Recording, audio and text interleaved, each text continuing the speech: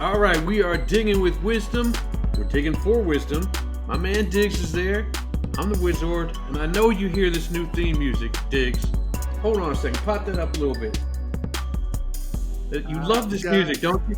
2 tickets to paradise. Won't Pot you it back down, pack Diggs is my long. bags and leave? Pot it back down. This is a catchy tune, and I can't even get you to get hyped for it. All right, well, the viewers are going to be hyped. I like good theme I may music. play it throughout the whole thing. Because this thing's got me. You can stop at a red light if you have the right amount of bass in your car and crank this up. The whole place will be going crazy. They won't even listen to what you have to say. You've already ruined our family with all these TikTok videos, your social media people. You've got all kinds of songs behind rankings and whatnot. So I'm a little bit worried with you and music, Ward. You and this IHSS crew and music, like y'all found some sort of Spotify deal. You did some sort of contract where you can play anything you want now, and you're just all kinds of going crazy. What's Pat Doney gonna think when you're like pulling some theme music behind him when he's talking about Keller and Southlake this week? That's my next thing, man. I gotta pull something out at the studio, pull some more music out. Kind of feel like Kid Capri out here, just mixing things. DJ. Anyway, hey, we are officially past the halfway mark. Everybody's played at least 5. We're going into week 7, so there's not too much time left in this season. So it's time to make some moves. And a lot of these districts have got some days off to think about their next opponent. So let's go right into it, man. You want to start talking 3-6A action? I mean, that's where we start. That is our magnetic center. You know, the Dumps Magnetic Center, the DFW Podcast Magnetic Center. If we're talking football, we are talking Euless Trinity. Let's talk some Euless Trinity, Ward. Let's talk Euless Trinity. I'm not going to talk about them. You're going to talk about them. Euless Trinity versus Fort Worth Pascal, Ward. Give us your pick. All right. Man, I feel like I should pop the music back up because this is going to be Trinity by 35, and that's a lot. Trinity by 30. I like it, Ward. Blowouts to me are 31 or up, man. You're the one who picks these scores 70-0, makes Emerson try to match everything you say, and they see Fort Worth Pascal going to be very mad at you now. You're going to be the voice at the Fort Worth Pascal dining seminary thing over there. You're just going to be the voice, the inside high school voice. I would love to hear if Fort Worth Pascal fans are listening to this podcast. Y'all throw something in the comments. Now I am starting to sound like a TikTok. Subscribe and put something in the comments if you're from Fort Worth. Like and subscribe, Ward. Like and subscribe. Yeah, like and subscribe. Now let's really start. We'll start with LD Bell and Weatherford because last year LD Bell got up 5. You know, they went 5-0, and this is where the wheels kind of came off, and they just missed the playoffs because they lost that Weatherford game in overtime. This year they're not 5-0, but they're still playing some ball. Talk to me about what you think about that game against Weatherford. Can they find a way into the postseason? Either one of these teams, to be honest with you. You know, we talk about themes. One of the themes we constantly come back to is teams that are trending in certain directions, even when they're not winning. You know, like we got Mansfield. We're going to talk about them about a half an hour. They're in 11-6A, and they're 5-0. But the last 2 games, they've played like garbage, and, you know, they're kind of trending down. And then we got Mesquite Horn, you know, and all of a sudden they were trending down, but it looks like they figured it out. And when I look at LD Bell, even though they lost to Crowley last week, I look at their last 2 weeks. 2 weeks ago, they had a really nice offensive output. Last week, they played Crowley within a touchdown. I like where LD Bell is trending. I'm seeing a little bit of offensive cohesion out of LD Bell. I'm seeing some defense out of them with the way they're playing Crowley. I think they're finally got the pieces to get past Weatherford. Weatherford is like their Trinity. It's like their Trinity JV over there. They just have a hard time against Weatherford for whatever reason. And if they can get by them, I think it's setting them up closer to where the game against Trinity means more and more and more. I'd like to see it get to a point where it means nothing, Ward. Because when I was doing my dump this past Friday night, I was looking at who I thought was going to make the playoffs. And I'm like, okay, we got North Crowley, we got LD Bell, and we got Euless Trinity, with all due respect to our friends over at Saginaw Boswell. Then I was kind of looking at, you know, who's D1 and who's D2. And if that alignment actually held, which it may not, Saginaw Boswell has something to say, and that's what we're going to talk about here a little bit with Boswell and Crowley and what that could mean to our projections. That means LD Bell and Trinity both go D1, and North Crowley and Crowley both go D2. And if that's the case, we're going to have North Crowley and Crowley basically playing for seeding in week 11, and Trinity, or not Trinity, but Carroll and Byron Nelson playing for seeding. And those four teams could potentially play each other in the first round of the playoffs, both being 10-0 versus 9-1 in the first round of the playoffs, Wizzy. I think you're going to have camera crews at both of those games if that happens. If we got Crowley and Carroll and North Crowley and Byron Nelson in the first round, I think you might get some camera crews over there, Ward. But that's all contingent on LD Bell taking care of business this week and maybe North Crowley making a statement to Saginaw Boswell. Now, Saginaw Boswell keeps this game a little bit closer. It could disrupt our Week 12 plans, Ward. We don't want to see that. No, we don't. Coach Abisham does. He wants to see that. But us, we don't want to see that over here. No, we don't. But I get you're obviously not a coach, but I would love to get into the head of Coach Dibble, talk to see how they're thinking going into this bye week, because I brought this up before. They had the similar deal here. How do you get over that hump? They're playing good football. You're saying that you feel like they're playing better football than maybe they did through the first 5 games last year. But how do you get over that mindset? Because if they fall behind against Weatherford, is it like here we go again? This is going to spiral into 3-4 losses in a row, and we're done.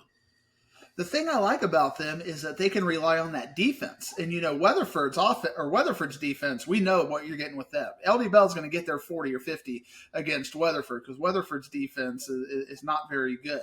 It's just, can their offense score enough against their defense to get them a little bit higher? Because I think their defense is going to keep Weatherford in the game. And when I look at those calibrations, I think LD Bell has a really good shot to not only win this game, but win it convincingly. Weatherford may get a big play. They got a really good offense right out of the gate, but I think they know that their defense is the heart of that team. And if their defense just stays calm, get that DC over there, call them up and say, calm these kids down. We got this. And I think they will. Keeping Crowley to 27 when they've been playing very well the last few weeks, I think that says something. And their defense is above average for 6A. And when you have an above average defense in 6A, because so many 6A defenses are mid, I think it gives you a really good chance to be competitive and get to that playoffs, get to that next level. And I think that's what's going to help them against Saginaw Boswell as well. Speaking about Boswell, if you look at other games this week, they're playing North Crowley. Boswell really doesn't have that super impressive win. They're beating a couple of winless teams. They beat Pasco the last time out. Where did they have a chance against North Crowley? Or is this just a measuring stick for North Crowley to see what North Crowley is going to look like in the rest of these games? I think this is a measurement game, what I like to call a calibration game. If North Crowley wins this game 63-7 or something like that, I think it gives me a little bit more confidence that Boswell's closer to the bottom of the district and that LD Bell and Trinity are probably your safe number 3 and 4. If this game is 49-24 or something where it's a little bit more competitive, I think it's going to tell you that Boswell is going to be a lot more competitive with that middle of the district, and we can't count them out yet. So I'm not picking Saginaw Boswell in this case. I think it's going to be more on the higher side of the blowout. But this is what I'm going to be looking at. These games that a lot of people don't care about. They're like, North Crowley's going to win. Yeah, I think North Crowley's going to win. I'm about 98% certain on that. But how will Boswell compete? Will they show the heart of a lion? Will they show that, Boswell fight, that Boswell mystique that they've had, and keep this game competitive, even for a half? Will they show me something? I don't think they will, Ward, but I think they have an opportunity to do something in this game that puts the rest of the DFW and 3-6A on notice that, hey, maybe they will be competitive in this district. I can dig it. Thursday night, we got a battle of undefeateds in 4-6A. You got South Lake Carroll against Keller. It's at Keller. As of right now, they're expecting some inclement weather. There might be some rain coming through there. Will that play a factor? But it's a deal where South Lake Carroll will go in as a favorite, but Keller always brings that crazy crowd out there for these games, and they always stick with them at the beginning of the game here. And how will it finish out, though, is the big question. You know, what I want to see if it rains, we need to get Carroll and we need to get Riley Dodge out of here, bring in Bob Ledbetter, and we need to go triple bone again. We got Riley Wormley now, we got the sophomore over there, and let's just run the ball 80 times down Keller's throat and take care of business in that game. We're not going to let a little rain, a little lightning mess up with anything. We're just going to go back old school with Carroll and all these riches that they have at running back. For me, this game is really less about, I think Carroll, most people are going to pick Carroll to win this game. How competitive can Keller be? Because we've seen Keller over the last 4 or 5 years play these big dogs well, a couple of years ago when they played Byron Nelson very well. And then we've seen them get blown out by 7 or 8 touchdowns in these games. So which version of Keller is this? Even though we know they're 5-0, they're going to be a big underdog in this game. I'm looking for how competitive they can be, especially since they had their running back injury and their defense has been a little bit questionable in district play. How well will they play Carroll? Because remember, Cedar Hill did not get blown out of the water by Carroll. So that was really Carroll's first test against a decent defense. So how will Keller step back and show us how they can play in this game? I'm thinking Carroll 42-7 in this game. I don't think Keller's offensively going to be able to do much against Carroll. Now, what they can do is if this game gets up to 42-21 or something, I think that elevates my Keller stock a little bit. But I think who I think Keller is, who I think Carroll is right now, I'm thinking that Carroll's probably 5 touchdowns better. Now, before they went to the bye week, 4-6A, that is, we talked about Eaton being that 4th team. But if there's any teams that are going to get them, be probably something out of this Timber Creek and Fossil Ridge game. And then that could, if one of those 2 teams do make it, especially if it's Timber Creek, they can screw up the whole Division I, Division II deal. This is the last shot for one of these 2 teams to just stay in the race. What do you think about this game? Yeah, this is full-on desperation mode. We got 0-2 versus 0-2, but Timber Creek is one of those schools that, they are right there, and they impressed me a little bit about Byron Nelson. And I had a coach this past week kind of give me a little bit of insight into a little bit, and I'm so excited to talk about this, Ward, and it makes me have a hypothetical about this. What do you think is, like, in the Metroplex, the longest commute from an elementary school in your high school zone to your actual high school? Because he was showing me this little chart of where Northwest ISD kind of ends and Keller ISD ends, and there's like this elementary school that's about 35 minutes away from Byron Nelson, but it's zoned to go to Byron Nelson, but it's right across the street from Keller Timber Creek, and so there's a little bit of like smack talk from a very early age with this elementary school that's got to like go all the way up 114 and go through all this traffic to get over to their high school, but it's like right across the street from Keller Timber Creek. And I wonder how many of these Fort Worth alignments you have like that, where you got a school that's right across the street from maybe a Mansfield school, but you're in Arlington ISD and you're like, I wish we could go there, but we can't go there. Got all this generation of elementary school kids who probably really want to go to Timber Creek, but are forced to go because they live on the wrong side of the road. They have to go all the way up to Byron Nelson. I wonder about that, Ward. We need to find out some of our crazy, intra-district realignments. But with that being said, I think Timber Creek is a lot better than their record suggests, and I think that they have a really good chance to get into that 4th playoff spot. And again, they showed me something against Byron Nelson. They were the first time that Byron Nelson got tested defensively, and I don't know if they passed that test, Ward. Putting up 21 in the first half against Byron Nelson, a little bit crazy there. But Byron Nelson settled down in the second half and beat Timber Creek. But now you got rivalry game. Now you got Friday night. You got Timber Creek and Fossil Ridge. Fossil Ridge can pretty much end any Timber Creek playoff hopes with beating them. Timber Creek's got to get this game to be alive. I think there'll be desperation in the air, but I like Timber Creek, and it's a big game. It's one of those games that you see 0-2 versus 0-2. If there's any kind of playoff instability to be happened, it's going to come from this game, and Timber Creek's got to take care of business. Yeah, I agree with that. They look 5-6. Finally gets their bye week this week, but we got some big games coming up after the bye, including McKinney, who's finally getting to play all the big dogs in the district, at least 3 of them, because that's what happened last year. Last year they kind of needed it because they wanted to build up some momentum, see what they really were all about. It was kind of good to have those teams in the back end because they had built some momentum. They've done it the same this year, but they also entered the bye week with something new, which is expectations. People expect them to be good. They expect them to be handling their business.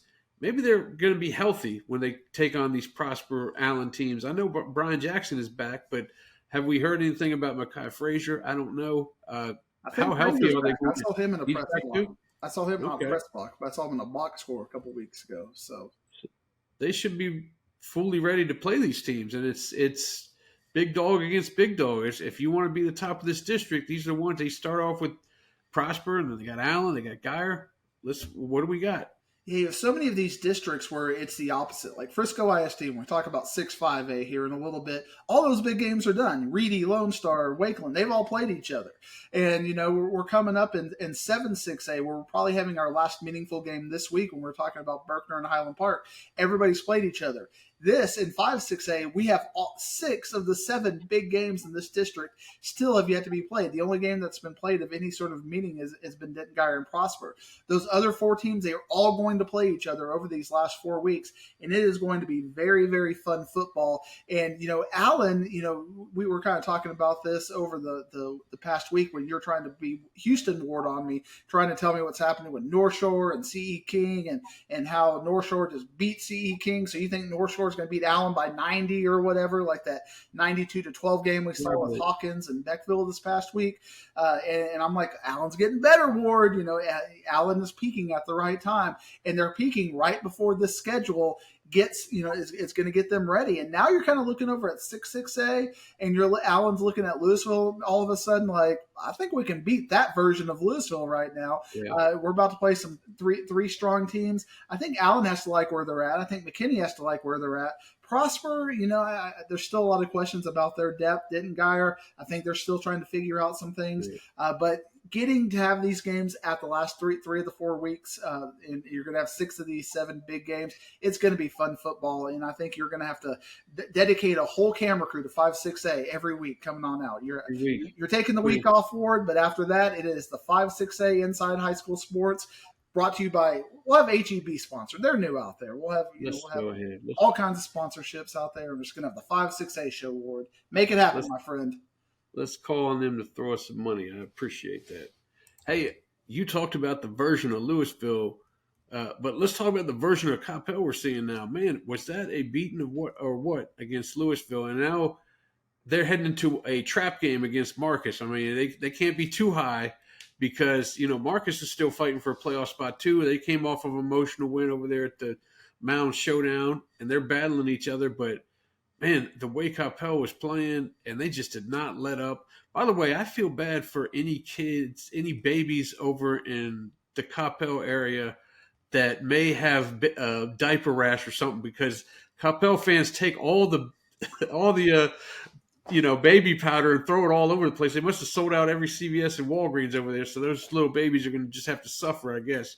But talk to me about that game against Marcus. Are they set up for a trap game? It's this plan to get a new stadium over there. If you get enough powder on the ground, you can't clean it up. You're going to have to get a new stadium over in Coppell eventually. When I look at I have a lot of respect for Coppell. Coppell beating Lewisville, which you're about to get a butt. Coppell beating Lewisville is probably their biggest win of the Coach Wiley era. This is huge. I mean, this is Coppell showing that they're taking the next step. But at the same time, Lewisville is completely lost. They don't know who they are right now, and they are basically playing a version of themselves that is not what I would deem as Lewisville football. You look at that box score. Last year when they played Coppell, they ran the ball like 45 times for 400 yards, and they ran the ball like 12 times this game with basically the same team. And the 12 runs that they got, Byron Ellison had 250 yards in those 12 runs and 4 touchdowns. But then you have the passing game that is ineffective. And on one hand, you might be thinking, well, playoffs, you got to get this passing game worked out. But on the same time, you've got a really good offensive line. You've got a really good running game. You've got 2 really good running backs. Just, get in there and play some old school Lewisville Fighting Farmer football, which is what, the program has been built on in its legacy. So Coppell got the right version of Lewisville at the right time to show us the best version of Coppell. So all respect to them. Obviously, we're talking about Lewisville and their offensive identity. Well, their defense still gave up 49 points. But what happens with that offense is you compress the game. You make it 6, 7, 8 possessions to where they can't score 49 points, and you're matching them even if your defense is having a bad day, and that now you're in a 35-28 game, which still shows Coppell is better than the Coppell of last year that lost 38-3. But Lewisville has to figure out their identity. And right now, if I'm a Lewisville fan, if I'm a Lewisville if my kid is on the team, I'm mad because the best version of Lewisville is being suppressed for whatever reason, and I don't like it. And everybody I'm talking to in Lewisville is not liking it. They're just scratching their head at what is going on over there. These are professional coaches who know more about football than we forgot, Ward, and I just cannot fathom what is happening over there. They must be building a big plan or something, and they're all of a sudden going to show up and blow South Lake Carroll out of the water in the third round of the playoffs by 50 or something, because this version of Lewisville looks nothing like what you should have if we're tinkering over here with our imaginary Madden game, and we're putting their line in there, and we're putting the speed of their Byron Ellison and Addison Wells, and we're putting all of that in there, and we have a really shifty quarterback who can make big plays, but at the same time, you don't rely on him to make big plays. You let him hit big plays when you've demoralized him with 8 to 9 runs. That's the best version of Lewisville. What we're seeing right here is not the best version of Lewisville. And Ward, I don't know what's happening over there. Yeah, you feel like they're lost. You feel like their players lost. are kind of seeing it. I mean, I saw it this weekend. I think so. What is their identity? Who is Lewisville? To me, Lewisville was 5 D1 offensive linemen, D1 running back, really good quarterback who's an opportunistic passer, and you live and die with running the ball 30, 35 times and maybe throwing the ball 10 to 12 times. But that 10 to 12 is like 8 for 11 for 195 yards, with Hardy catching 4 balls for 140 yards because you're taking the best of what you got, and like what we would think Midlothian would be, using Wesco appropriately. This does not look like what I expect them to be, and I'm very disappointed. And I wish we had an explanation for this. They don't owe us an explanation, obviously, but I don't know what to say about them. I don't know what to say about those Fighting Farmers, Ward. But that wasn't what you asked me. You asked me about Flower Mound, Marcus, and Coppell, but I'm so mad, Ward, about Lewisville. I just completely forget about that. And you are right. You used the word trap game, and that is exactly what this is, because Marcus still hasn't quite played their best game. They still haven't played a turnover-free game.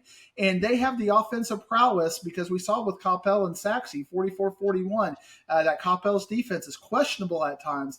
If Marcus can play a clean game, I think they're going to play them a lot closer than Lewisville did. But I think Coppell is going to be able to offensively do whatever they want on Marcus, just like Euless Trinity did. I think we're going to see a 56-42 kind of a game. But if the turnovers go, if Coppell is starting to fumble, this is absolutely a trap game. Well, Coppell be going to Marcus. I've got to find a way to keep you out of Flower Mound this week, because I want to fight you. It's Flower Mound. It's Plano East. It's time to scuffle.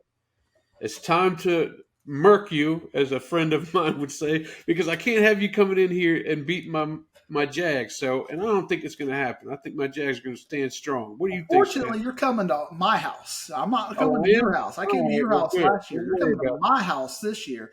We are at beautiful Kimbrough Stadium. It is red out night. Shout out to Living for Zachary. Everybody make sure you got your red on. I know you got your red on right now to support cardiac defibrillator and heart health and all those things. I like you, Ward. Even as a Flower Mound Jaguar, paying those tax dollars to that side of the world, you're still supporting Living for Zachary, which I can appreciate and get behind.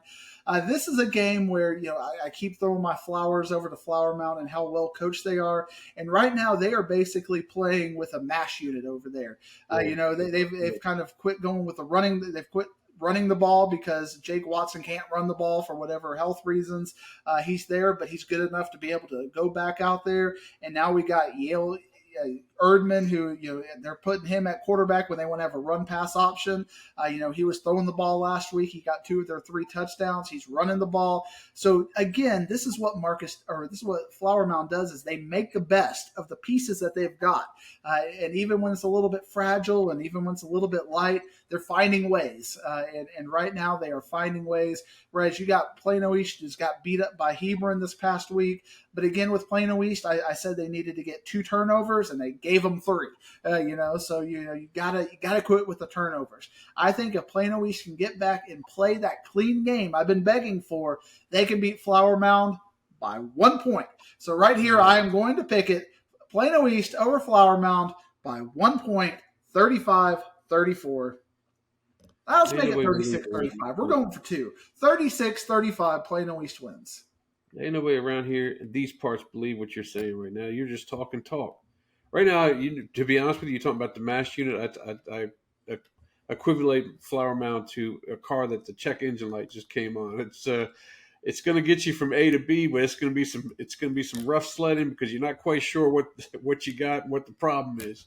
So hopefully we can make our way up to Kimbrough and do something up there. Although I will tell you that you don't even know this yet. We're honoring not this game, but the homecoming game, I believe, in November. Maybe it's not the homecoming game, but a game in November. We're honoring the Plano East training staff, and we're giving a donation there, $500 to the training staff on behalf of Parker University. Did that because of my relationship with Diggs and Coach Benedetto. We're gonna throw some cash, one of those big checks, those Happy Gilmore joints. Breaking news right here. You've got the big check out there, and we are paying off the training staff and a great training staff over there. They were one of the, before everybody started having these little pop-up tents and everything, Plano East had a really good athletic training program and had student trainers and whatnot. And you've really seen that just kind of explode across the area now you have people taking classes in it. You're in high school and it's part of your electives. So shout out to that Plano East athletic training staff over there. And they deserve that big check award.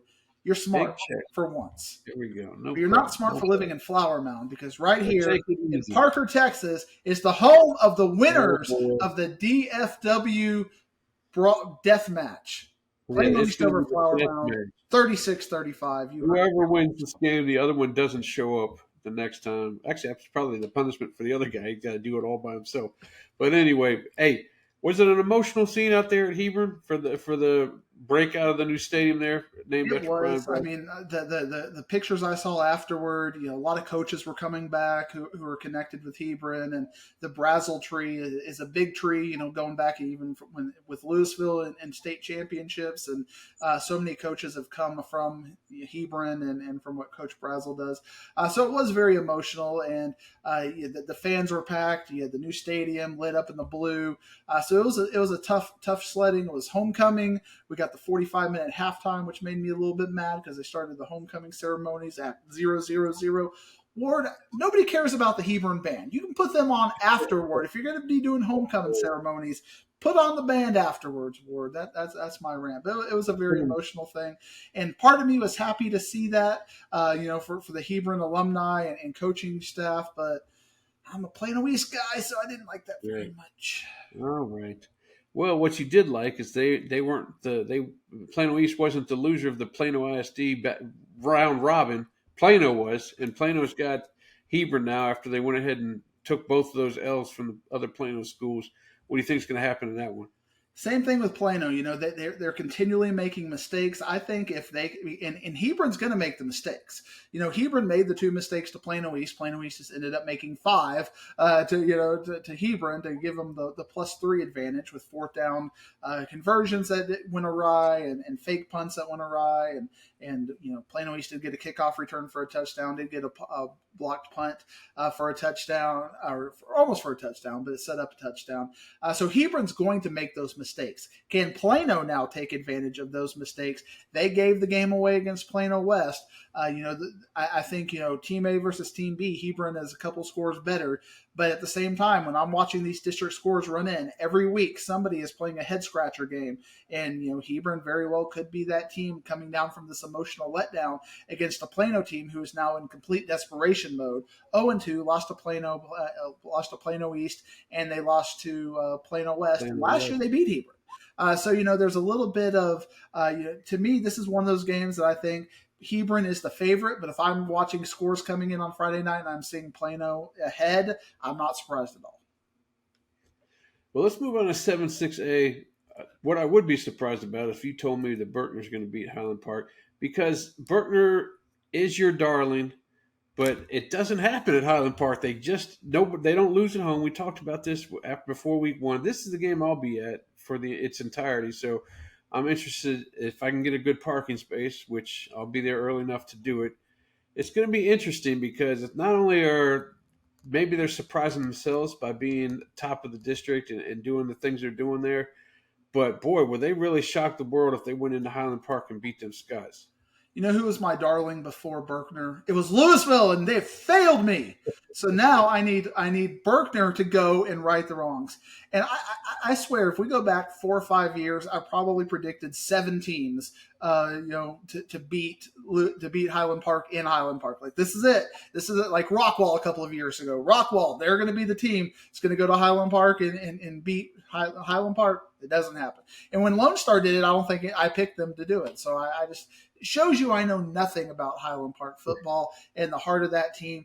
But a team that can only beat Jesuit 15-13 is itching for a whooping from Berkner. I'm taking those Berkner Rams one more time to go into Highlander Stadium and finish the job that the Fighting Farmers haven't done. I'm putting on my ram horns again, Ward. We're doing it again for Berkner. Let's do it. Let's go. Come on, Coach Bryant. Let's go. I believe in you. I was waiting for them horns, man. I'd hook them. Listen, I'm waiting to see how they're going to start off against Highland Park because, man, are you telling me, do you really feel like they're going to come in there and not be at least a little bit in awe? Because you got them as a favorite because you're picking them to win. Going into Highland Park as a favorite and being the upstart team that they are, they got to jump out there. They got to get those 13 points that Jesuit scored for the whole game. They got to get them in the first quarter. But the thing is, Berkner, I don't think they don't know what they don't know. I think they've, this is so new to them, and they're so used to, this is all like, we're good. And now, who's Highland Park? Who's Lake Highlands? They expected us. We couldn't beat Lake Highlands. We took care of that. Who's Pierce? That we weren't expected to do that. They took care of that. Now they have a really good opportunity with that offensive prowess. And for whatever reason, it seems like Berkner plays up and down to their opponents. And I think that they're going to be up for that. And I think enough people are going to obviously be picking Highland Park. You get the Dallas Morning News or little media pick'ems out there. I think you're going to probably see Highland Park right across the row as far as that goes, that people are not going to believe in Berkner. And I think that's going to give them the chip on their shoulder.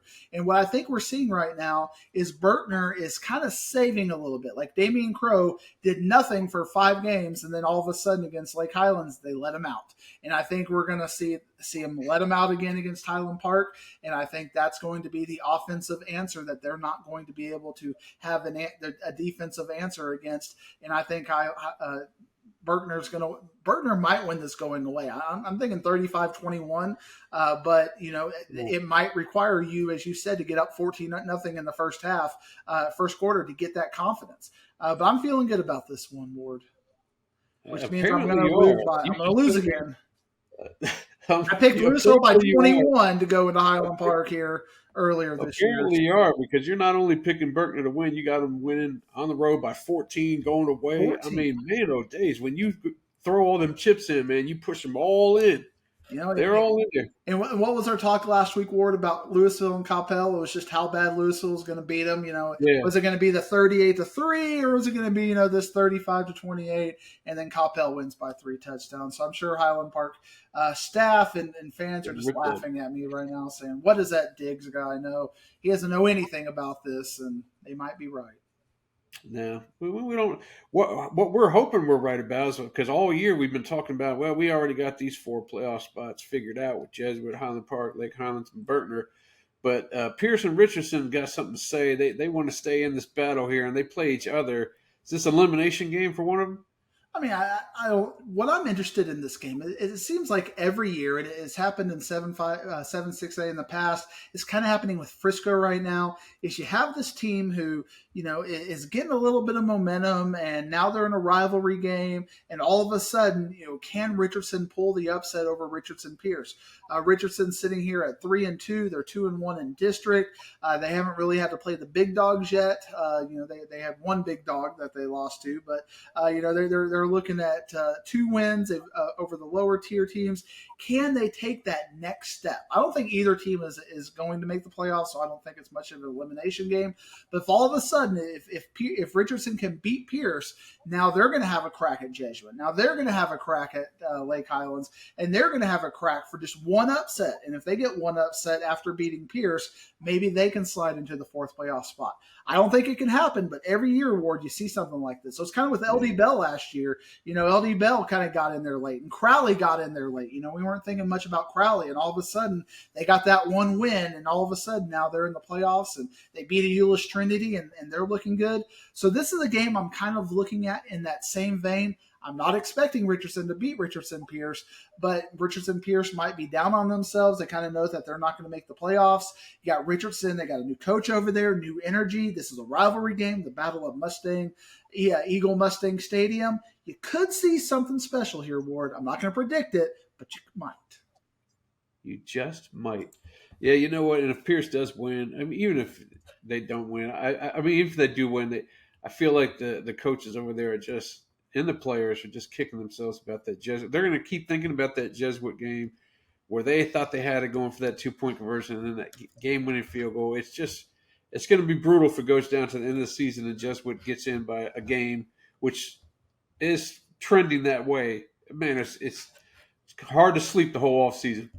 But on the other side, how excited would our friend of the show, Marley Merker, be if the Richardson Eagles were somehow able to pull that upset over Richardson Pierce on top of the world? Friend of the show, Ward. She would be on top of the world. Hey, let's move over to 8-6A. First of all, South Grand Prairie got their win, so you know what that means. It's going to move on to 5 straight wins, just like the last year. 5 lose, 5 win. Although Coach DeLay told me it wasn't going to happen this year, it looks like it is going to happen. They weren't going to lose the first 5. Talk about some matchups that you think are going to be kind of interesting in this district. We promised that would happen, and I think it will happen, and it continues to happen.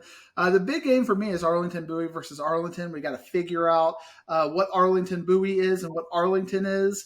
I think Arlington's going to be battling for the 4th spot with Arlington Lamar. I think Bowie is still a little bit better, but at the same time, Bowie lost to Plano. We saw what Plano did last week. What is Bowie? We got to figure that out. Arlington, was able to they had that game against Mesquite that was a little bit of a head scratcher. That game against Horn that was a little bit of a head scratcher. Where is this team? I think this is going to answer a lot of questions. I like Arlington Bowie from what I'm feeling in this calibration, but again, this wouldn't surprise me if Arlington makes a wake-up call to us and says we're a little bit better than you think over here, and here's our option to prove it. But they can't beat Bowie. I don't think they're beating Martin and SGP, which is going to set them up for the 4th spot against Arlington Lamar. In that game, Arlington Lamar against Martin last week, a little bit closer than it looked like. That game was very close until halftime, and then the second half, Martin put it a little bit to Arlington Lamar. So Lamar is one of those teams, even though they're looking at 1-4 and 0-1 in district, kind of trending up a little bit. So I'm keeping an eye on Arlington Lamar. But again, I think it's the 5 teams for the 4 spots and really 3 teams for 2 spots, because I think you're going to have SGP and Martin definitely in. Bowie, Arlington, Lamar fighting each other. And this is our first game of that 3-pack at Bowie versus Arlington this week. So show us what you got, Bowie. Time to step up. Sure. Do it for Vernon Wells. That's right. Who I just talked to today, so that was pretty cool. Hey, let's move to 9-6A. We got the Garland Owls out there taking on Naaman Forest. Garland took one on the chin to Wiley East. They were on a roll there for a while. They were 4 wins in a row, but now they're taking on a Naaman Forest team who just can't seem to get right. What do you think is going to happen in that game? Is Garland going to get back in this thing and push for that third, fourth playoff spot? Well, Naaman Forest, they've got a lot of those South Grand Prairie vibes as far as they're 0-5. They played the tougher side of the district schedule. They had, Plano East and Lewisville and non-district. And now they're looking up. They're like, okay, where can we go from here? Because if we just got to get one. If we can get one game against one of these teams, and it's really going to Garland is basically their last chance. We can run the table. We can go 5-5 and make the playoffs. This, to me, is one of the last meaningful games in this district because if Garland beats Naaman Forest, I think you can just go ahead and say these are our four. You got Saxe, Garland, Wiley, and Wiley East. Naaman Forest, this is their last chance. So they're going to be throwing everything at Garland. And this is the Garland team that we had running clock week one. There's a little bit of PTSD to where if Naaman Forest can find that version of themselves, you got a coach's son at quarterback. They've got the talent to do it. I think Garland is going to hold on, but I think it's going to be a lot closer than people think. But I think Garland is going to make 9-6A tiebreakers moot this week by taking care of Naaman Forest and pretty much locking in our top four. We just got to figure out seeding after that. Yeah, I think so too. I mean, Naaman Forest is just giving up way too many points to even contemplate them sticking with Garland just because they can't hold teams from. I mean, I guess they held one team to 33, but everybody else is like 7 touchdowns or more. It's too much. And I know they're playing good opponents, but man, your defense can take a beating only so much before they, stop believing in themselves. All right, let's move on to 10-6A. We had some nice games last week. By the way, North Forney, let's give them some credit. Still undefeated. Forney still undefeated. You gotta like that whole Forney area. They're just that whole. Anytime you go to Citibank Stadium, you're going to see a win apparently because they don't. None of those teams lose. So, little shout out to North Forney there. Forney ISD showing us how to. And you were out there. You were out there at Forney this past week. Out there, yeah. We talked to Fleener, see what he thinks about their game with Longview coming up. But we'll talk about that once we get down to 5A. How about Rockwall? They got a big game with Roy City, who's coming off a loss against North Forney last week. But Rockwall, they show that they can stick around. Did you see the play that got them that win, by the way? I don't know if you throwback across where the whole offensive lineman acted like they were completely confused, and they got 50-some yards out of that thing before Emery was pulled down by his hair, which that's what happens if you got long hair. If you were a running back, that's how I'd yank you down. I'd pull you down by your hair, maybe give you a little extra shot. Sorry, I'm still thinking about that Flower Mound Plano East game. Pardon me. You tried. I mean, you told me all last week you were going to give me a Cody cutter at the Frisco ISD Stadium, but Matt Wixon told you that you would never be allowed back if you did that. So instead, I gave you a handshake. You did. Hey, talk to me about this Rockwall team and what you expect in the Roy City game. I mean, we have this calibration where you got North Forney just barely beating Mesquite Horn. Now you got now they're barely beating Roy City. So now you're looking at in Rockwall barely beat Mesquite Horn and took a little bit of miraculousness. So again, Rockwall plays the style of football that lends itself to. They're just one mistake away from all of a sudden taking a game that they should be convincingly winning and making it a 4-quarter game. And Roy City is now looking at 0-1 and being desperate, and this would make them down to 0-2. And where are they going to get their wins if they don't get this? So I think they're going to come out with all guns a-blazing. But I think Rockwall will play another close game against Roy City. But I think instead of it going back and forth, I think they're going to put a little bit of extra icing on the cake in the fourth quarter to win by 2 scores. But I think it's going to be a 1-score game all the way till that final mistake where Rockwall gets one big stop and is able to score and salt it away in the fourth quarter. But I think we're going to come back here after that and go, Ward, what about Rockwall? Because they're just not being that convincing Rockwall that we need. Rockwall Heath, they gave us a little bit of convincing there, but Mesquite Horn, by all accounts, should have beat them. Yeah, they probably should have. Let's talk about Mesquite Horn.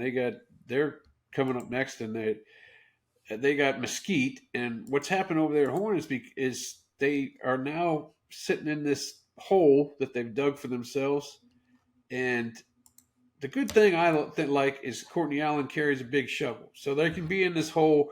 But if anybody's going to dig them out, it's going to be Courtney. I hope Courtney Allen's listening to this. Maybe he'll walk the sidelines with the shovel. Boy, I may have done something right here. I'm digging us out of this thing. He's going to be but they're right there, the Undertaker. He's going to be playing those memes where all of a sudden he's rising from the dead in this game. He pops up, but they got to beat Mesquite. They don't have any margin for error anymore. We got touchdown Teddy at this game. He's not at that one. No, he'll be down. Battle of Mesquite ISD, and you do not let him stay at home. Oh, I want to. He's off that Friday. He's got Ah, some prior commitments. prior commitments as far as that goes. And that's what makes this game a little bit scary for Mesquite Horn, because I think Mesquite Horn, you and I would agree on paper, would probably be a pretty big favorite over Mesquite.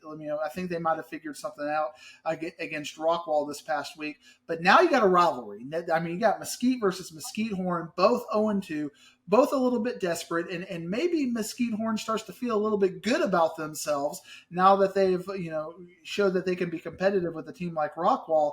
And now you got Mesquite, who's this wounded animal, who's they've grown up with these kids, ready to strike right here. I got this game on upset watch, but I think Mesquite Horn will figure it out and find a way to win this game. But this game scares me for Mesquite Horn, because I'd really like to see Mesquite Horn continue that momentum that they got against Rockwall. But now you got a wounded animal that's ready to do anything that they can to stay in this district race. So I think this game is very scary for me, for them, for me. Yeah. For them, but for me. Who's it? For me, their backs are up against the wall there, guy. So we'll see what happens. Coach Allen's going to throw that shovel up on his shoulder, start digging.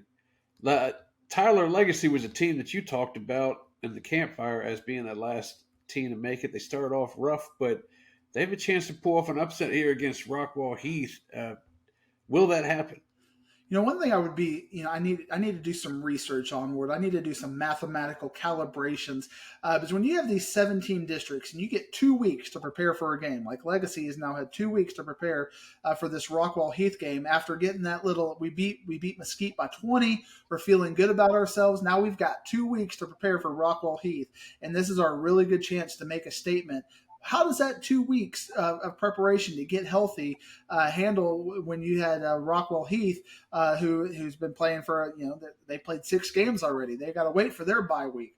But to me, the thing that saves it, if this game was at Tyler, I might be inclined to call a little bit of an upset pick, but they got to come out here. So I think Rockwall Heath will take care of business, but I think Legacy is going to throw everything at them, and I think Heath will survive by 10.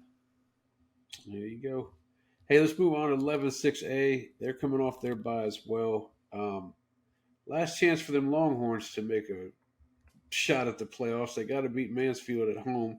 Mansfield's kind of struggling the last couple of games where they're winning them, but not winning them like they should. And certainly not against Lake Ridge. What do you think, man? Does Cedar Hill have a chance against Mansfield? Because when Mansfield's good, they're really good, and Cedar Hill's got that MASH unit issues as well. I tried to do research, Ward. You shared some intel with me. You said Diggs, our 11-6A correspondent, Olivia, she's trying to DM you, but you've blocked her. What's going on here? So I did some research, and apparently Elon Musk in July decided that we had to all change a setting, and we didn't know that we needed to change a setting. So you had to pay money to DM me, apparently, and that's just wrong. So I fixed it, Olivia, and I told Olivia I fixed it. And you know what she told me, Ward? I was like, I clarified with her and told her, okay, what's your injury update? She's like, I don't got anything for you. I'm just mad that I can't send you DMs. I'm like, well, what good is this, Ward? Because I got to go on a show and give intelligence about Cedar Hill's injury report, and you got nothing for me? She's like, that's right, Big. So I got nothing for you. I don't even know how I can pick this game, Ward, because I know nothing. And we got Mansfield over here, who has played 2 straight weeks of very questionable football, just like Mesquite Horn did. But you know what Mesquite Horn did that 3rd week? They came back against Rockwall and fixed it. They figured it out. And so I think Mansfield is going to do that. But now after this probably airs, I'm probably going to get the full injury report, just like I did against Waxahachie and Cedar Hill, where I found out I was completely wrong about that if I would have known what I knew. But now I don't know what I don't know, so I don't know what I do know. So what I do know is I'm going to pick Mansfield, but I don't know that I'm going to pick Mansfield by Friday. But for now, I'm going to go with Mansfield. Thanks, Olivia. No update. By 1 point. By 1 point, because I know nothing about this game, and it's all your fault, Wizzy. You got to get. You got to get in there.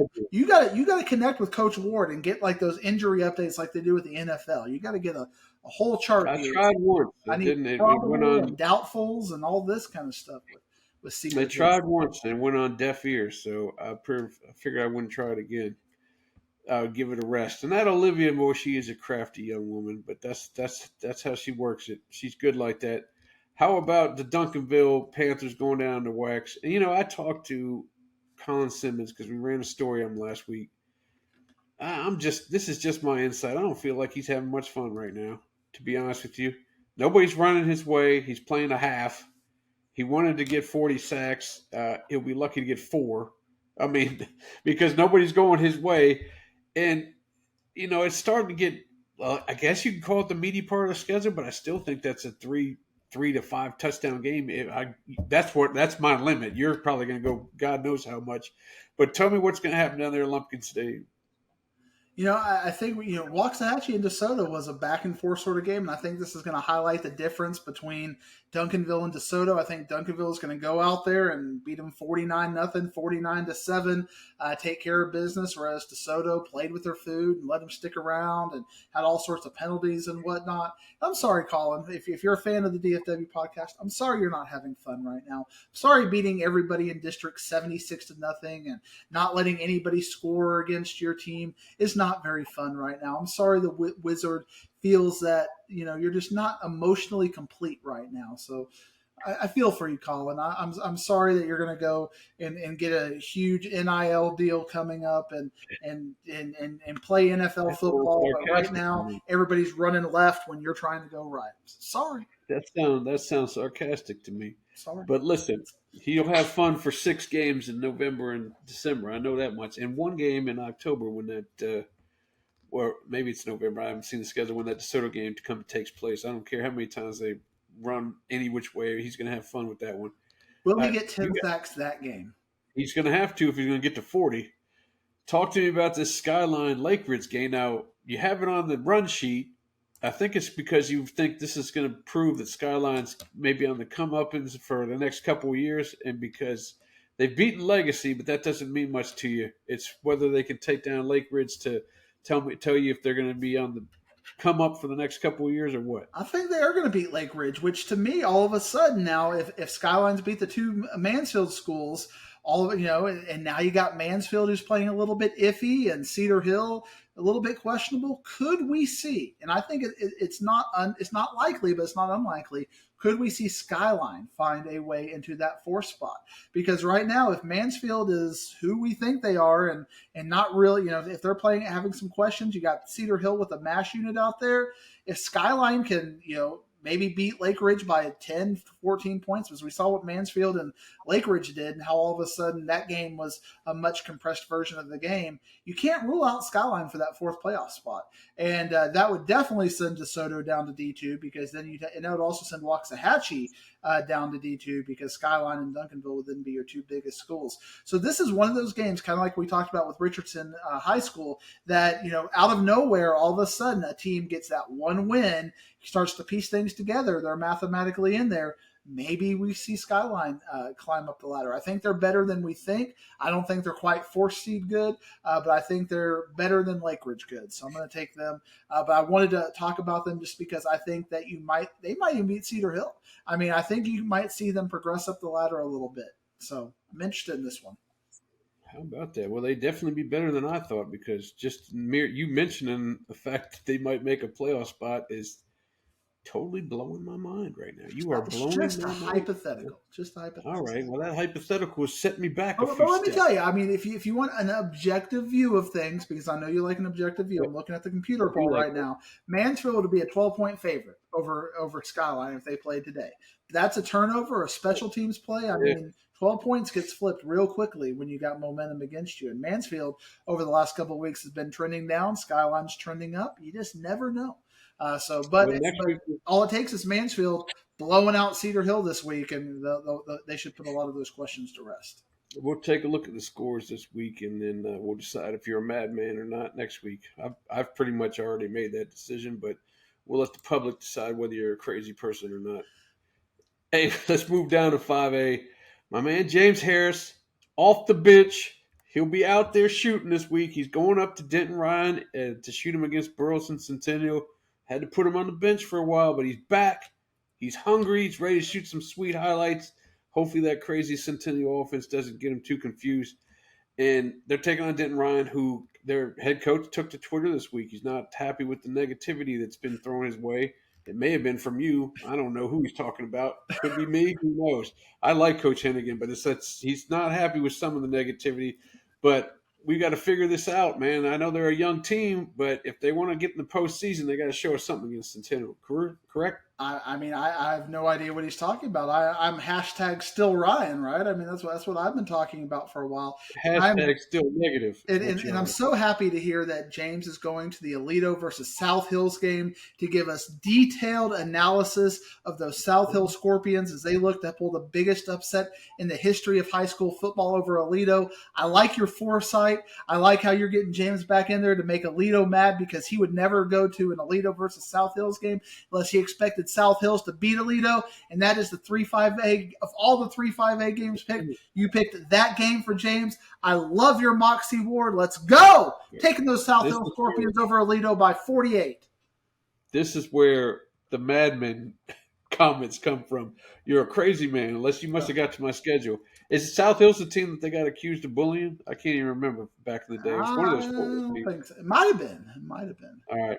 Can we get back to Denton Ryan and Centennial? I got to see Alito for a little while, by the way. Pretty sweet squad against the Colony. They took care of business over there. And for me, Burleson, both these teams are fighting. Burleson Centennial, even though they're looking at a schedule where they're 5-0 and 3-0 in district, they still haven't really played the meat of their schedule yet. The non-district slate wasn't very competitive, so this is probably their toughest game. And last year, this is the statement that they made. And Denton Ryan is now kind of in that hungry spot, trying to look at Burleson Centennial and figure that out. But since the Colony was able to pretty much do what they wanted to against Denton Ryan, I think Burleson Centennial will pretty much be able to do what they want to against Denton Ryan. I think defensively they'll frustrate the young quarterback over there, and offensively I don't know that Denton Ryan's going to be able to stop them. I think Burleson Centennial takes care of hashtag still Ryan by 2 scores.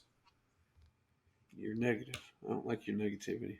I used to. Did you apologize? Did you DM him and apologize for me for him? For you, yes, for you. I apologize for you. I appreciate. And he said he texted back hashtag still negative Diggs. All right. What about Fort Worth Brewer and the Colony? Because that seems like a knockout game to me. They got to win this thing because the way Justin Northwest is playing, and then the winner of Centennial and Ryan's going to put themselves a leg up. This Brewer, the Colony game means something special. Should have responded to him with hashtag still reigning and defending Pick'em champion of the world. 2 years, 6 weeks. I cannot be stopped. I am a force. I am the Brock Lesnar of the Pick'em world. And that's what Coach Hennigan needs to understand is when I pick against you, you're losing. And this week, take it to the bank. Burleson Centennial over Denton Ryan, and take it to the bank right here. The Colony over Fort Worth Brewer, and this is an elimination game. But what happens if Brewer is able to make me look like an idiot, like many teams do every week, like Highland Park is going to make me look like an idiot this week? That creates potential 3-way tie with Denton Ryan to maybe get back in there, even if Burleson Centennial and Justin Northwest take care of business. So I think the Colony needs to win this game to keep it clean. But Brewer has been playing up and down, and more recently, I'm a little bit more confused at them. I thought they might be trending up. Now, I don't know about Brewer anymore. So I'm going to take the Colony and take care of business by 2 scores. All righty. That's what I like to hear. Negativity followed by a bold prediction. My guy Diggs. Hey, we all love him. We love to hate him. Let's talk about some of these other districts that aren't going to have very many competitive games going on, especially 4 or 5A. It's bad. Red Oak, it's pretty bad. And Red Oak has gotten through their 2 of their 3 tough games. They're lined up with like 4 I'm going to real easy because I alluded to something and I wanted to look it up because I just wanted to make sure. Brewer only beat Saginaw 42-37 this past week. That's what I'm referring to when I'm referring to not looking impressive. That's the epitome of not looking impressive. So I think the Colony will take care of that business. But I know you're talking about Red Oak and 4-5A and they're going to mow through their next 4, I think, and they got their big wins when they needed to, and now they can tinker with things before they finish off with Midlothian. Yeah, I mean, at this point, they can get healthy. They can, just work on a few things. Red Oak is one of the good stories for me this year as a team that, they had to deal with that new head coach, and you got the coach's son, and how well he's been playing over there.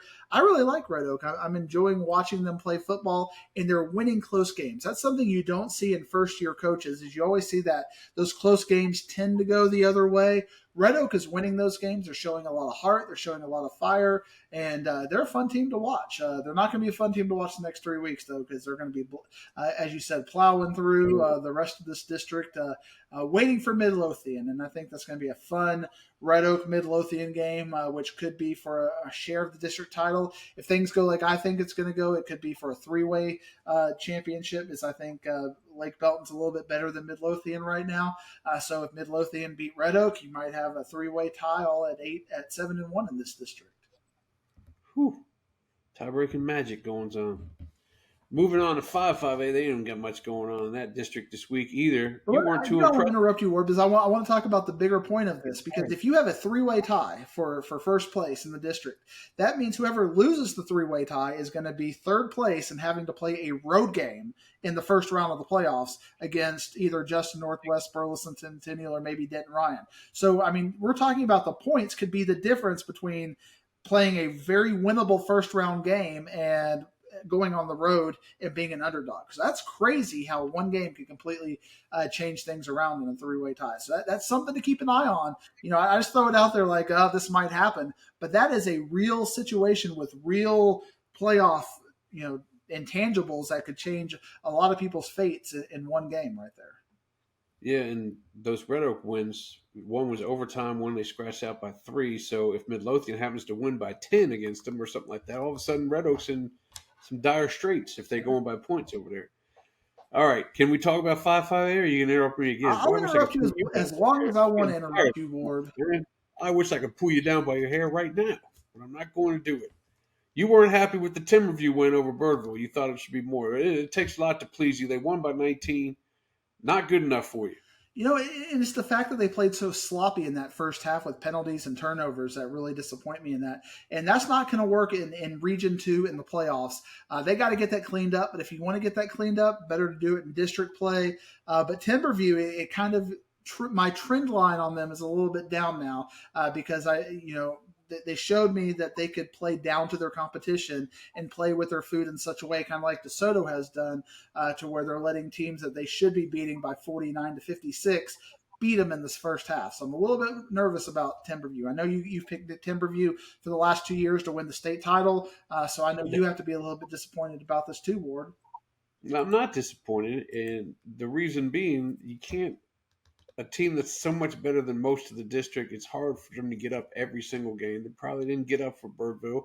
Took a little kick in the pants in the locker room, and they got busy, and they still won by 19. Now, if they only won by like 3, then I'd have some problems. But it's hard to get up every single week when it seems like you're 2 to 3 scores better than the closest team next to you. So you take that, find a pipe, smoke it. But I need Timberview to be 7 scores better, not 2 to 3, 7 scores, Ward.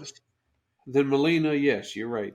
We need Abraham Lincoln to rewrite the Emancipation Proclamation as 7 scores in 4 years ago. 7 scores in 2 blowouts ago. 7 scores. Talk to me about 6-5A. It seems like there's not too many great matchups in that one, and I have a feeling we're going to madness again at the end of the year. Are we not? It's going to be crazy. I mean, it's crazy that, when I was doing the dump this past week, I kind of had the realization that we're talking about Lone Star, we're talking about Reedy, we're talking about Wakeland, but Frisco is at the top of this district at 4-0, but they're about to play the meat of the schedule, so we don't know what we're going to get out of Frisco quite yet. So there's still a lot of football to be played here, but I think, I don't think Lone Star is going to drop there, but Lone Star defensively has shown that, Frisco can maybe stay in that game. Wakeland, how will they match up against Frisco's defense? A lot of questions still to answer with Frisco, how good they're going to be. I still think they're the 4th spot in this district, but they have a really good opportunity to prove me wrong coming up. So they don't play this week. What about Heritage? What are they? They got something to prove to you too. They got three of their tough games at the back end. They do. You feel like is that the Frisco game that's going to decide the fourth? Yeah, I think I think right now we'll we have got five. Frisco Heritage against Frisco for that fourth spot. So I want to see how they play against Sherman this week because we saw Frisco against Sherman a couple weeks ago. Let's see how Heritage is able to do against them and give us a little bit more data about how that Frisco Heritage against Frisco game. I think I went and saw Frisco Heritage against Frisco last year. I think that was the game where we had the Yeah. big old fight where all of Yep. us, and then all of a sudden we're playing with freshmen the rest of the games. Yeah. It was a mess in that first half. I didn't get there the second half, and you're like, you missed everything. It's like a little kid at the lunchroom. You missed this dude and this dude fighting. I said, all right, we're over to 7-5A, and I've been waiting for you to talk about Forney and Longview since we brought up Forney way back in 10-6A. But we finally got to them. Tell me, do you feel this team is for real? Because, man, they got two stud defensive players. The transfer from South Oak Cliff and Aaron Flowers, who coach pulled his phone out and showed me a hit he put on the Lufkin kid 2 weeks ago. It actually made I fell back. I felt my chest was coming out of me because that's how much that was a bone crushing hit. And that whole defense goes crazy after every single hit by any single player. Are they going to be able to put some hits on Taylor Tatum, or is this where they come back to life and take a look at it now? Are they for real, or are we talking about Legends 25? I don't know what we're trying to figure out right here. I'm 2 weeks behind on Big Brother Ward, so don't say anything Yeah.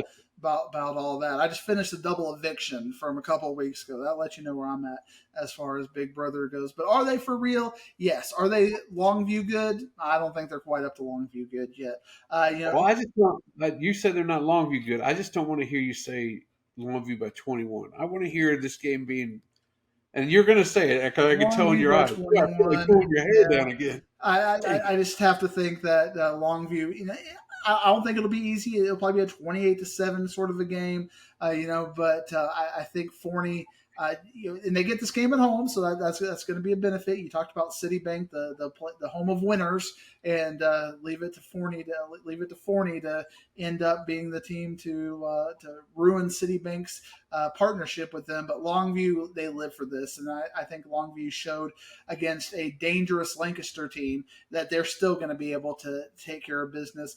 And that game against Lufkin, I mean, that was 21-21 going into the fourth quarter. I know two of those touchdowns, a little bit, they fixable coverage issues, and they blew it away in the fourth quarter. But at the same time, Longview 42-0 against them. So I think we're going to see Longview take care of business and make a statement against 14-21. Give you a little bit of mid-range there. Give me a little something there. All right. Well, another guy that needs to be carrying a shovel with him is Leon Paul over there at Lancaster because he's got some stuff to dig himself out of. I mean, he's playing a Tyler team that you saw with your own eyes could very well be 5-0, and they're 4-1. Lancaster's 1-4. It's at Weibo Nation, but they've got to make something happen here, dude, or it's over. It's over. We talked about how they fought against Longview with desperation, and now they're down. They had 2 weeks, and now they're going to be looking at the tape and realize this is it. We lose this game, we're not making the playoffs. We have to put everything into it. And the matchups, I think, are very favorable for Lancaster. Tyler has a sophomore quarterback, so I think their defense is going to be able to figure out some things. Derek McFall, their big weapon, I think Lancaster is going to be able to, be athletic with him. And I think Lancaster on the offensive side of the ball is going to be able to run and do what they want to do against Tyler High. I think Lancaster will get back in the playoff picture with this win, and I think it's going to be needed. I think they might even do it going away. I think we might see a little bit of a blowout. But if I'm wrong again, like I was again with McKinney North, they're done. It comes down to this. If they don't beat Tyler High, they're done. Those Tiger they can fans beat Forney, and they're still done. I mean, they have to be able to get this game. Those Tiger fans need something to rile behind because they're feeling miserable right now. So they got to get this one for them. If we move down to Division II, boy, I was all kinds of excited about Argyle Lake Dallas 2 weeks ago when we were talking. I wanted you to talk about it then.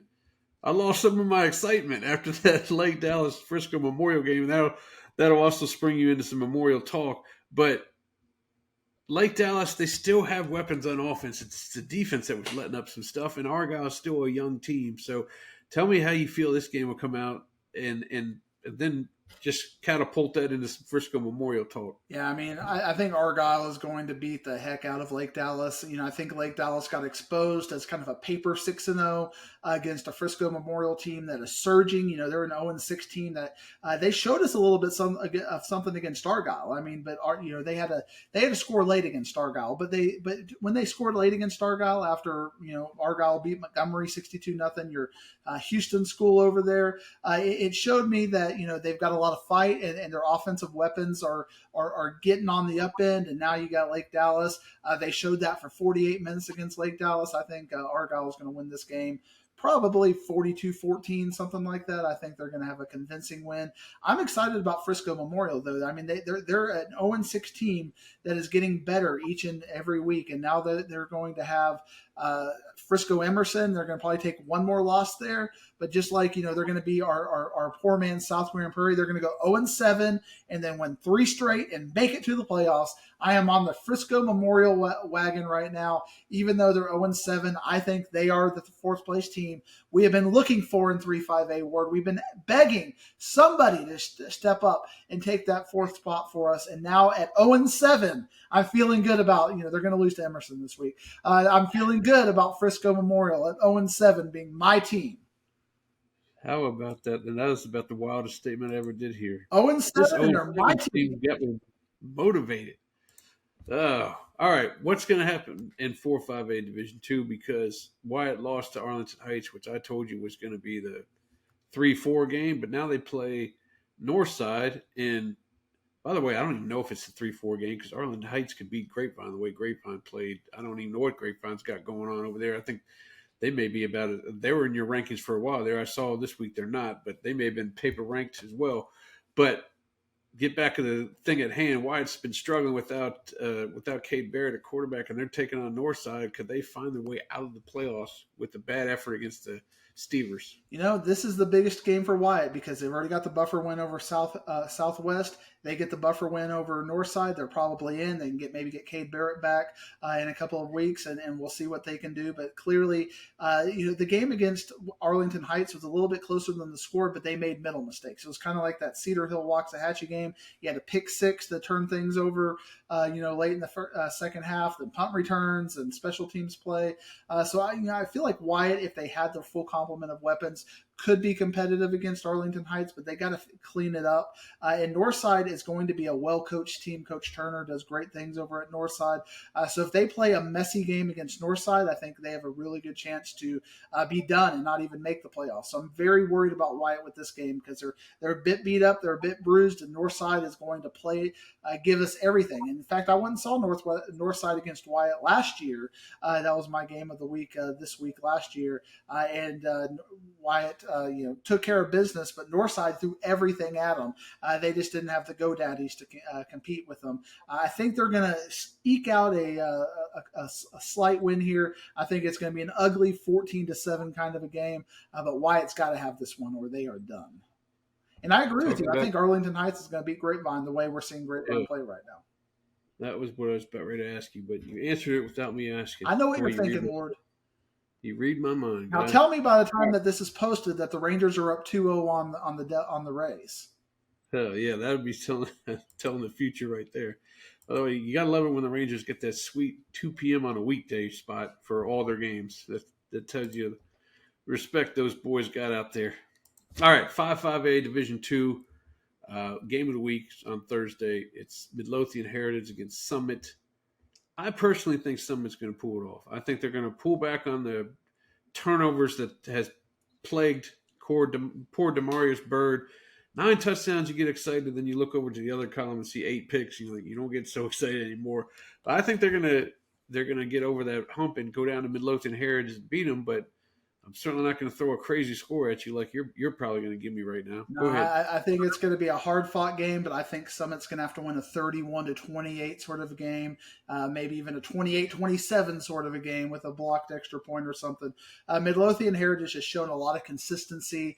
This is not going to be a blowout by any means. Summit's got to clean it up, though. If Summit can play even -1. If Summit can give me minus only have one turnover in the game less than Heritage, I think Summit if they can get up a couple of turnovers on Heritage, maybe they can get a little bit of distance between them and Heritage. But Heritage is going to keep fighting and come back. But I think Summit is going to finally start to figure it out after the bye week. I think they're going to bounce back and take care of Heritage.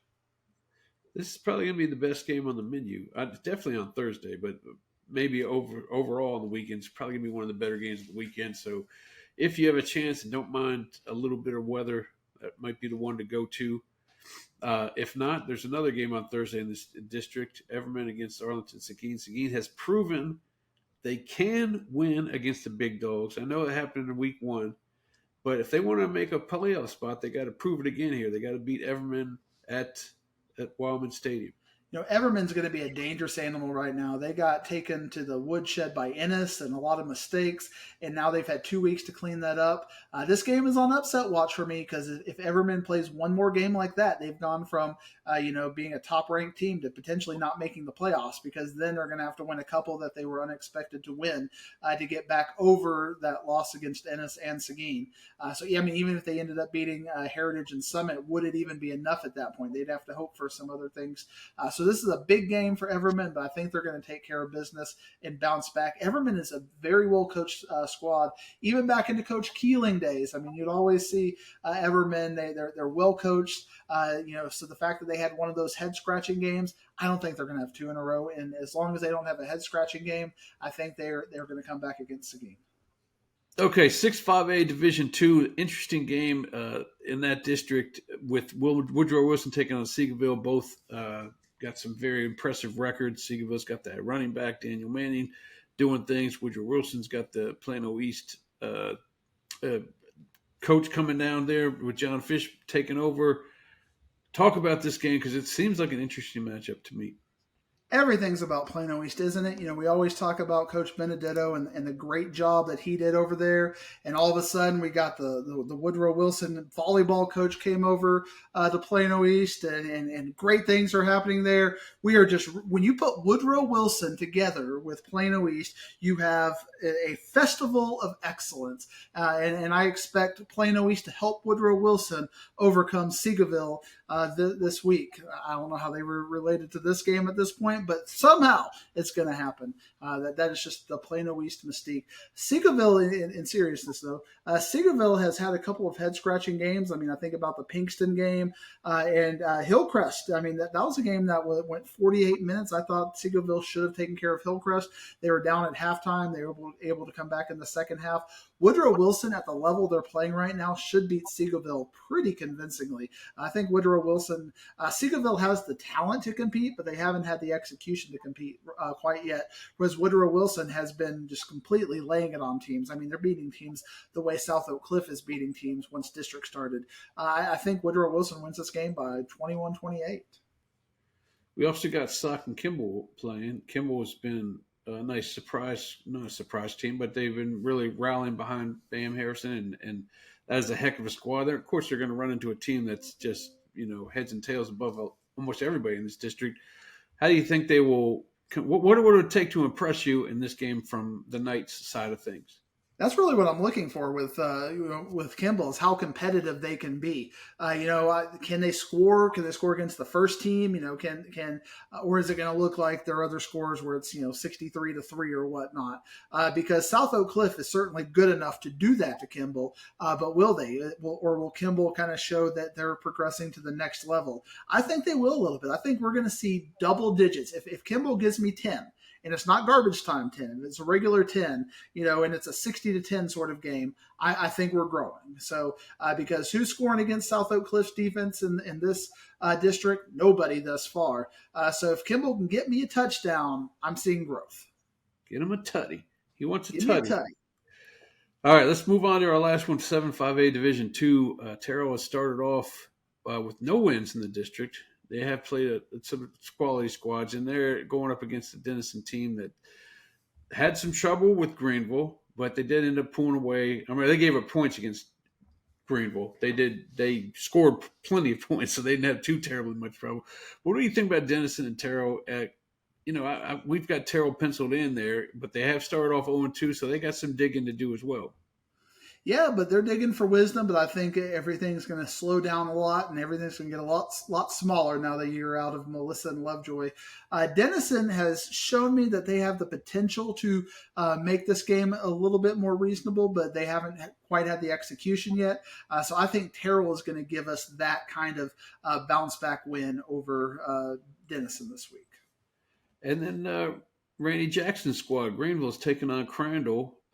Greenville's actually got 2 wins, which was more than they thought they were going to get when they didn't even think they were going to have a coach and even play football this year. But so 2 wins is pretty good so far. Meanwhile, Crandall's trying to itch their way in there for that 4th spot. How do you see this game turning out? And that's what I'm fascinated with this game is how are they going to do? Are they going to show me that they should maybe be put above Denison for that 4th spot? I've done it on the rankings, but will it actually bear out? And I think it will. I think Crandall's got a little bit something. There's a player over there, Logan Wilbanks, who's really showing out and putting up some big numbers like what we've seen in Crandall in the past. So it looks like Crandall might be reloading a little bit. They're young, which might indicate what we've seen at the beginning of the season, but we're seeing a little bit more from Crandall. So I think Crandall's going to take care of Coach Jackson, unfortunately, in a big way this week. Excellent. Well, let's dig a little small school stuff. I'll start you off and then you take it from there, but you got to see Panther Creek last week against Wilmer Hutchins, get that win. They're taking on the Carter Cowboys. Anything you saw in that Panther Creek game that makes you think they can go down there and take down Carter? Everything I saw in that game makes me think they can take down Carter. And more than that, Carter only beating Pinkston by 1 score makes me think Panther Creek is probably a 2-score favorite in this game. So give me Panther Creek to continue taking care of business. Excellent. Any other games? I know you were interested in that Gunter and Bells game, but any other games that you want to talk about in the lower classifications? We could talk about. I could have a whole show, Ward. In fact, I might have a whole show. I might just get on a microphone and start talking. We could talk about Alvarado and China Spring. We could talk about Van Alstyne and Aubrey, or Sunnyvale and Quinlan Ford, or Ponder versus Pilot Point, or Tolar versus Coleman, or how about that 5-1 Alba Golden versus 4-1 Wolf City game, or how about my favorite game, Celeste versus Collinsville? But I won't make you talk about that. Not this week, Ward. Good. Will you talk about Bells against Gunter, or no? You have no interest. We'll see. All right. How about that? All right. Somehow I have shut him down. It must be dinner time or something. He's ready to freaking break out all of a sudden. But that's fine. I got to break out as well. I hope you all enjoyed digging for wisdom, because we'll be back at you again next week with 4 games to go, and interested to see what we got going on. And I'll have the Ram horns on next week with pride, finally downplaying the Scotties at home. Can anybody do it? Those Berkner Rams, they certainly can. Fight, Scotties. Fight. See you later.